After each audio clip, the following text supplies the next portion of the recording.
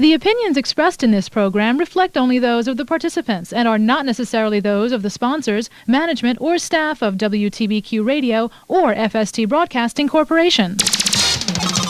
WTBQ. And here we are on the Nonprofit Notebook, and I have with me Samara Enders. Good morning. Good morning. And tell them what your title is there. At Greystone, I am the Director of Philanthropy.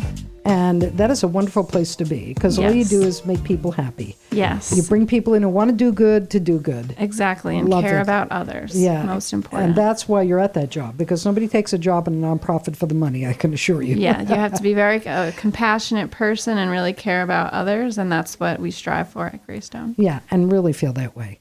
And I'll let you introduce your guest today. Sure. Well, today we brought with us our Technology Inclusion Coordinator, Matt Saracero.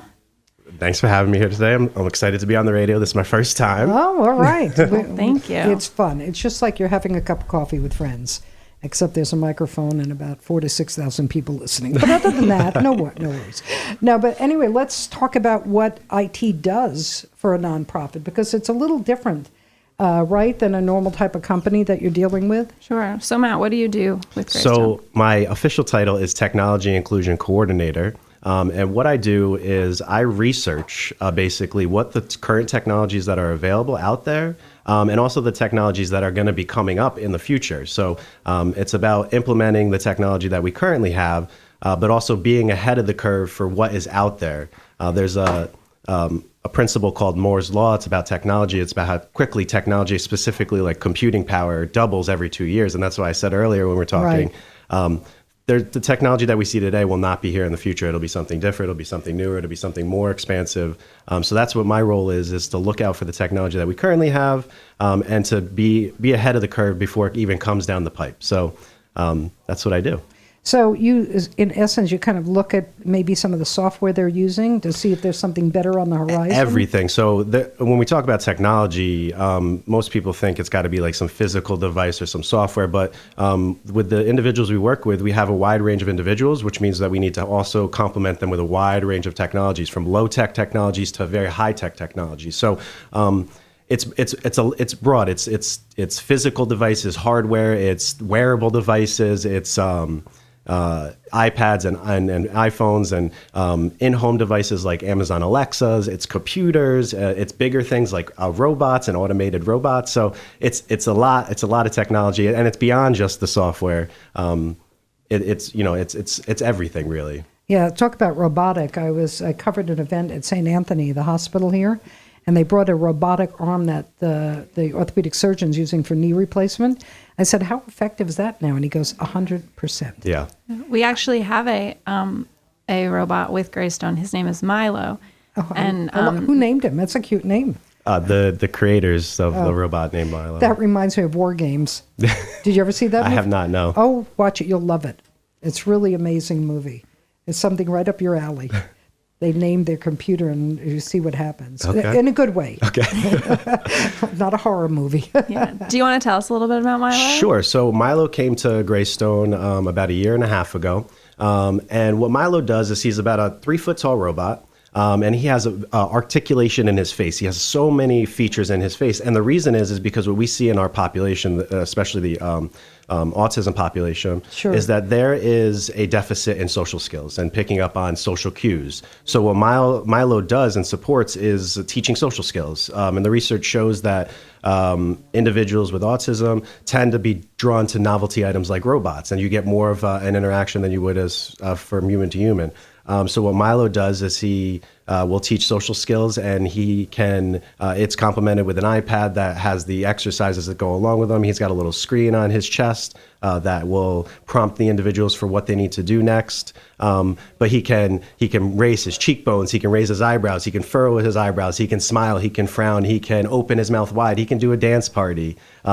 He's got so much. Does he speak? He does speak.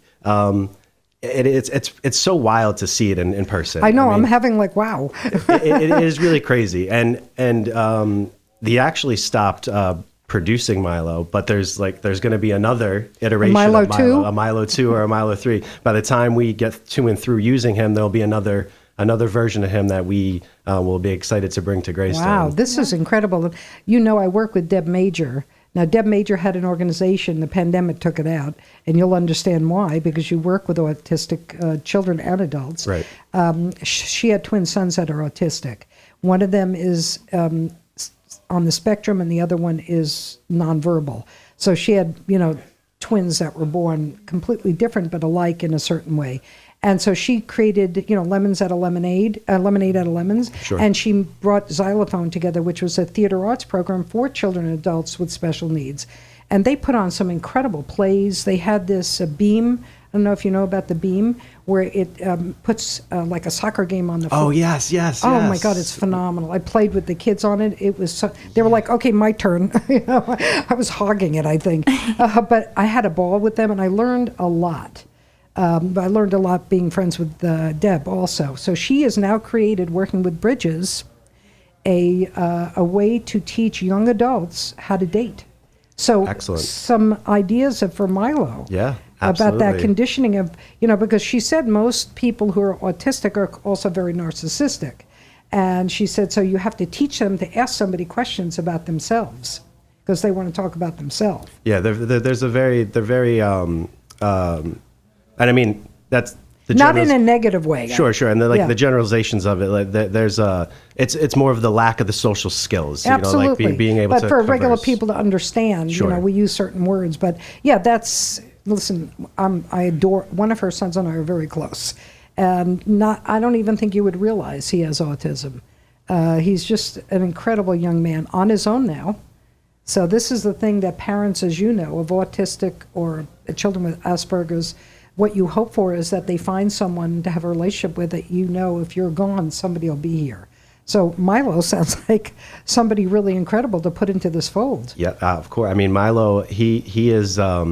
It's one thing to talk about it. It's one thing to see a video about it, but to actually see it in action, it's really incredible. Can I come over and visit? You can have a conversation with Milo if you'd like. Probably better than some of the ones I've had. Yeah, and he really makes such an impact on our individuals. We've seen a lot of growth from him as well. That's fantastic. Yeah. So is it sort of like the relationship they would have with, in a sense, an inanimate object, with a dog or a cat or an animal? Does that work? Not so much. It's more like training for social situations, whereas, and then segue into something like the pandemic really pushed us into areas where we typically might not have seen. And you talk about pets, there's virtual pets now. It's a thing where it's more geared towards the elderly population who are homebound, who or can't take care of a pet, but they can have a virtual pet. So there is technology out there that fosters that pet caregiver relationship out there. So Milo is more geared towards your human social interactions, so that it pre-teaches you skills that you can use when you go into social situations. Now, do the children and adults, do they use that skill on people also that they use with Milo? I mean, do they take in that relationship and be able to transfer it to a human being? Yeah, I mean, that's the ultimate goal. Right. It's one of the things about technology is that when people hear like, oh, we're getting a cool new device, is that you think, okay, we'll slap it down on the table and walk away, and then we'll come back and everything will be, the technology solved it. When in reality, that's not really what happens. It's a process. It takes time. So with Milo, they have, I think, upwards of 200 exercises, and it's stage-wise. So people go through the exercises and they revisit them, and it's a process of training, retraining, try a social situation, remember what Milo taught you. If you weren't successful in that, we'll go back and continue to read the process of it. And it's really grounded in what's called applied behavior analysis, which is the science behind behavior change. And that's what really we employ a lot. And that's what my former title or job was at Graystone. So there's some overlaps between the two. Yeah, there usually is. So we're going to go to our first break. When we come back, I want to find out just what Milo cost, because that can't be inexpensive, but well worth every penny. We'll be right back.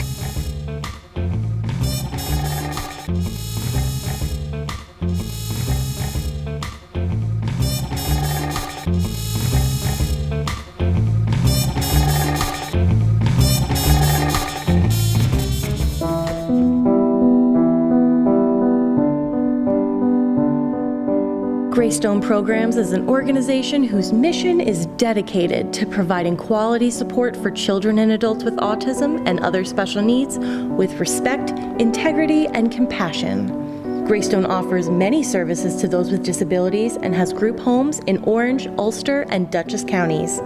To learn more and to see how you can help, visit greystoneprograms.org. Hi, this is John Tesh. Tune in for great music and intelligence for your life on weekdays at 1 p.m. as we assemble the tips, the facts, and the news you need to be happier, healthier, more lovable, and more fun to be around. Radio worth listening to. We put the intelligence out there. You decide what to do with it. WTBQ.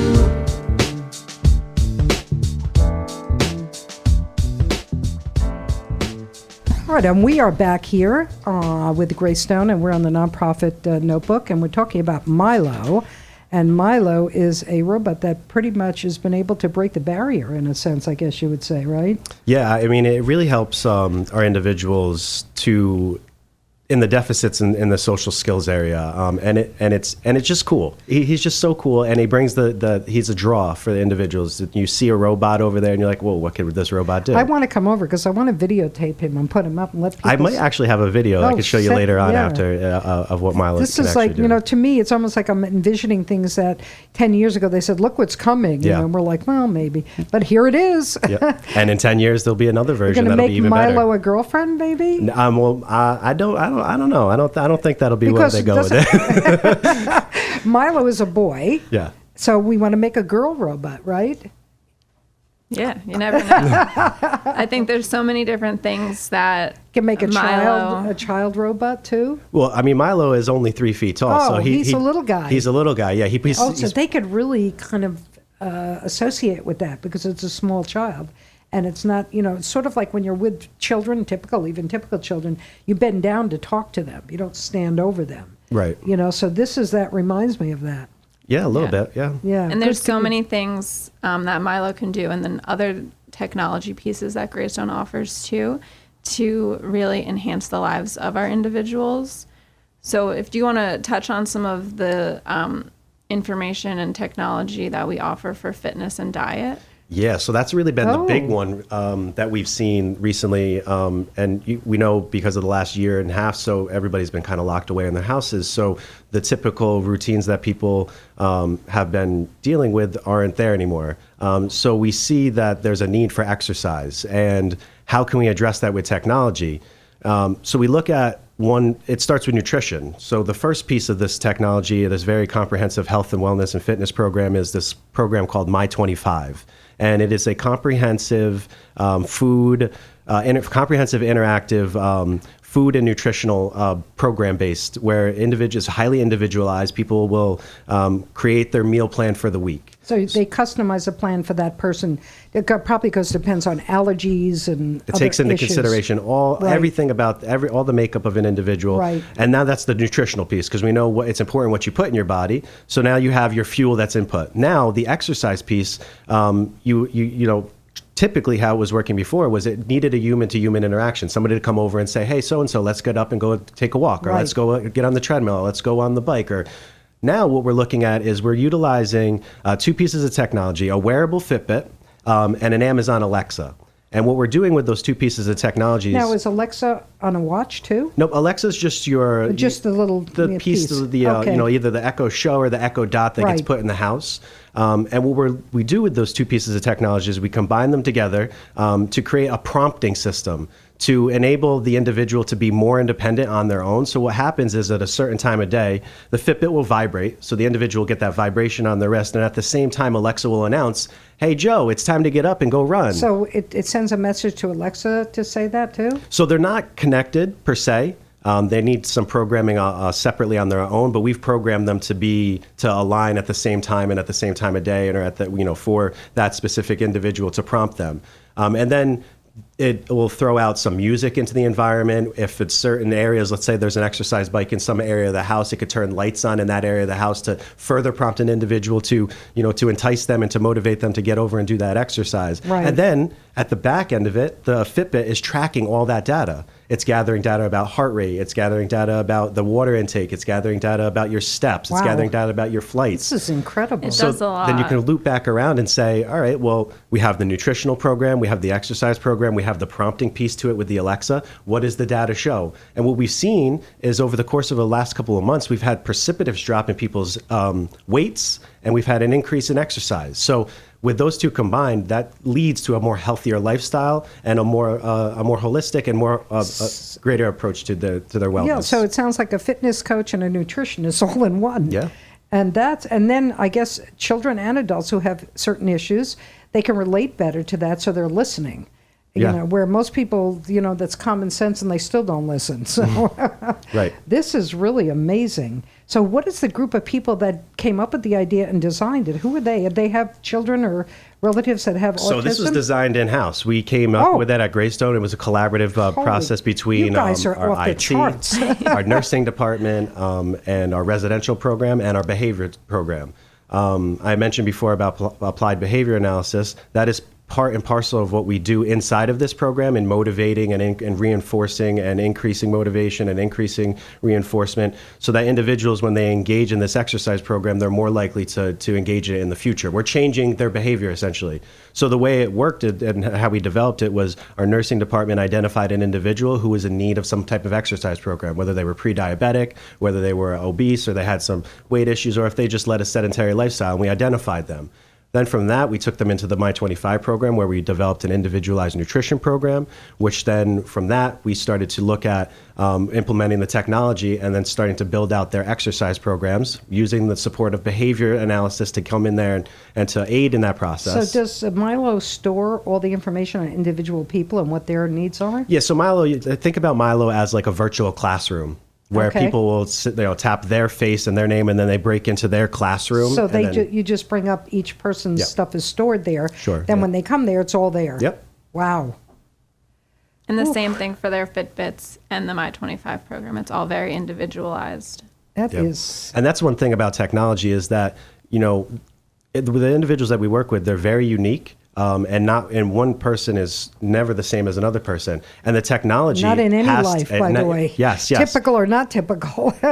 Absolutely. And what we see is that you can't just simply do a blanket technology program for everybody and give everybody an iPad or give everybody an iPhone, because for some people that's not going to work. That's not going to be what meets their needs. Where like I said at the beginning, just like there's a spectrum that we work with of individuals, there's a spectrum of technology that we need to employ in order to meet their needs. Which is why the customization.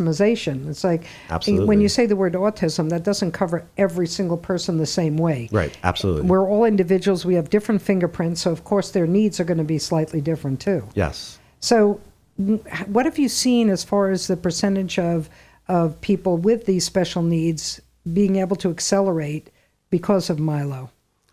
Well, Milo has been relatively new, but we've seen really, really rapid gains in communication. Because ultimately, that's what a Milo is. It's the communication part. Right. But I will say, to a broader question of how quickly technology affects our individuals, and I would say it's very slow because the technology rarely gets into our individuals' hands. It's one thing that we see is that with our population, they don't get the same access to the technology that, say, neurotypical individuals have. So when technology gets put into people's hands, you see greater improvements, whether that's technology alone or technology with human support. But the technology is what brings more of an independence to people's lives. And that's what we're trying to do at Greystone, is to increase towards greater independence. And technology is one avenue which we can use to accomplish that goal. Right. And that's what I think you want to get there, right, Samara, is people to be able to be independent. Absolutely. Yeah, that to me seems to be the thing I hear the most. Yes. The form of, it was once a child that becomes a young adult, that parent or the parents that's their hope and dream, that they can live independently and they know they can take care of themselves. Yes. Because we were talking about this the other day, years and years ago, way before both of you were born, there was Willowbrook. Yes. And there you had individual, which I'm sure today would have been autistic or had some other form of autism that they just labeled mentally, retarded in those days. And you think back and you think, oh my God, how many lives could have been changed or saved? Right. That were in there. And this is like the last 10 years in autism has been incredible. I mean, I've watched this being with Deb Major, just this outflow of like, let's help, let's figure out, Autism Speaks.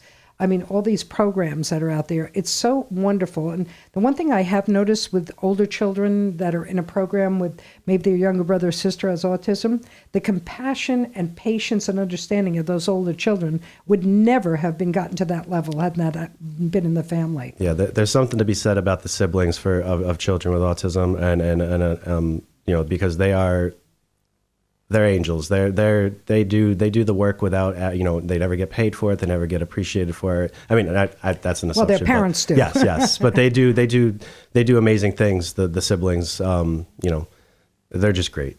Yeah, I love seeing that because I always think those kids would be, like typical teenagers, all about me, Right. But they're not like that. They're the complete opposite. And when they get older, they realize how important that was to be in that situation.